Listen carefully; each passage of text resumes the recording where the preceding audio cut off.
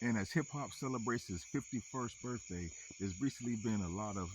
controversy and speculation around hip hop as far as the BET Awards canceling their hip hop awards and also canceling the Soul Train Music Awards, and also Carnival Cruise Lines no longer allowing hip hop music on their cruise boats. But let's take a closer look at what's happened to hip hop over the last, say, 15, 20 years. Well, recently, in the last 15, 20 years, hip hop has become a little commercialized, a little overt, a little pushing certain agendas of black on black violence, pushing certain raunchiness of females, and then also at the same time, an undercurrent of promoting homosexuality to young men. So when you put all this together, it really strays a far cry from the early generation of hip hop and its earlier forms where it was more based on a positive message, bringing the community together for a block party or a party in a rec room or a house party or a neighborhood party, and the togetherness, the unity of the music, songs that would uplift, songs that would teach, songs that would inspire, songs to party to,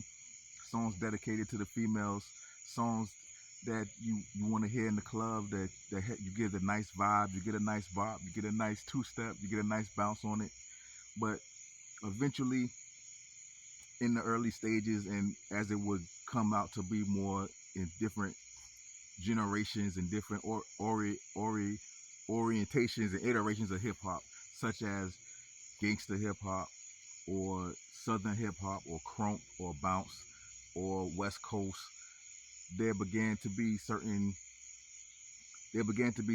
influences that began to be more prominent, such as a more masculine or gangster image promoting,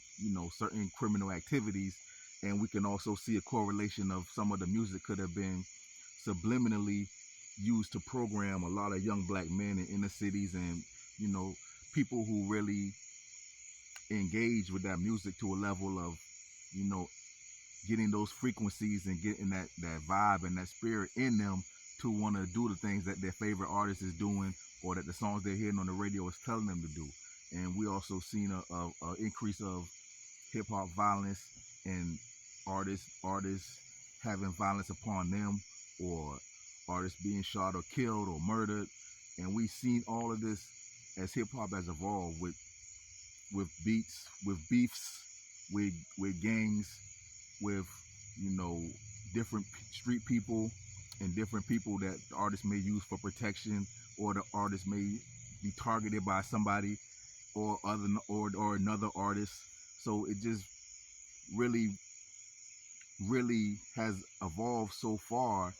from where it had originated, but it reached certain heights and certain levels, and we had a certain quality of artistry through certain legends of hip hop. When you think about the KRS-Ones and the Rakims and the Cool G Raps and the Big Daddy Kanes and the LL Cool J's,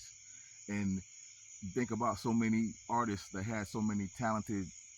songs and talented verses and talented deliveries, the Slick Ricks, the Voice, the MC Light, the Queen Latifahs,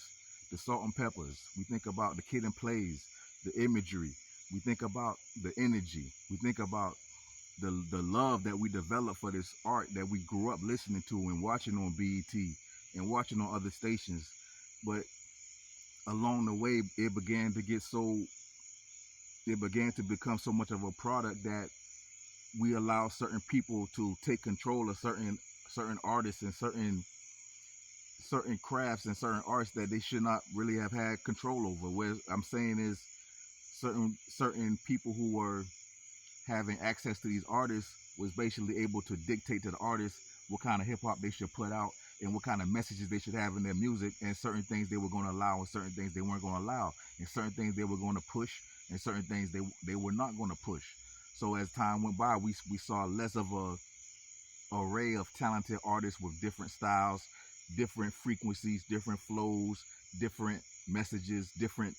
styles, and we began to see more of a similar archetype of hip-hop artists, depending on region or depending on style or rap topics or rap content that they're creating, where we began to see more artists that were talking about harming other people or killing other people, and they were actually doing it. And this is where we began to see artists get indicted and arrested, and also have different street battles and different street wars going on between artists in different cities or the same city, where they're beefing with each other, and it's all influenced, and it's all manifested through the music and the way that those frequencies and those messages are used, and the words that are cast, and the words that are put on those beats, and the way that the way that it infiltrates somebody's mind and it infiltrates somebody's spirit and can control it and make them want to harm somebody or want to do something. And then on the other side, there are labels who own prisons, and this music is being used to send somebody to prison if they're doing these illegal things and they get caught up, or they're being influenced so heavily where they can't think outside of their favorite artist or what's going on in today's music scene, to want to not do what the music is telling them through the subliminal messaging, through the artistry, through the imagery, through the videos, and through those things that artists have that are used to dangle and attract fans or attract audience or a following outside of their art and outside of their creativity. And then you start talking about artists who only became artists or only were put in certain positions because of their social media following. And these are artists that some labels and sponsors may get behind, but when it comes time to drop a body of work or album, the inflated social media and inflated PR is not always conducive or profitable to the actual sales of artists. That this artist was hyped up but didn't really deliver on as far as sales, which sales is also definitely has been diminished in today's hip-hop game, something that was allowed to be monopolized by certain digital streaming platforms like Spotify, Apple Music, instead of artists being able to deal directly and correctly with consumers and record stores and sell those physical copies. And that's what I believe are definitely going to come back to as far as profitability in hip-hop. But just thinking about BET wanting to cut ties with hip-hop and no longer allow them to no longer doing the BET Hip-Hop Awards, it shows you, in a sense, you can understand now why Nas said hip-hop is dead. Because for so long, we kept seeing the same artists year after year after year after year after year, and then they had a new crop, and then we saw them, and then some of them began, may have gotten in trouble, may have been involved in some kind of gunplay or some kind of criminal activity, and they're not maintaining that status as a top artist. And then it's only a certain amount of artists that's going to be on that level anyway. And then how are you going to make these young artists able to translate and appeal to older, more mature hip-hop, more seasoned hip-hop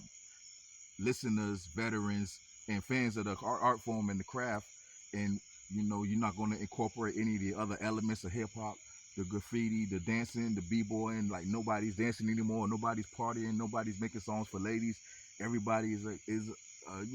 doing this and that. All the women are raunchy, all the young brothers have to have pocketbooks, or they have to have a little zest to get put on. It's just the hip-hop game has changed and evolved so much, and in a sense, the corporations, they really slutted her out, and they really hoard her out, and it wasn't have to go down like that for more black ownership of your craft, of your art, of your culture, and not selling out to culture vultures. And that's not saying that a white person can't help a black person in the music industry, but we all know these deals weren't always fair, and now it's like, in a sense, hip-hop is looking on the outside in, and things are going to influencers and gamers, and it's the way the game is going. So we'll see how hip-hop changes and evolves. For hip-hop anniversary, as BET and others like Carnival Cruise Line cut ties with the hip-hop culture. Peace.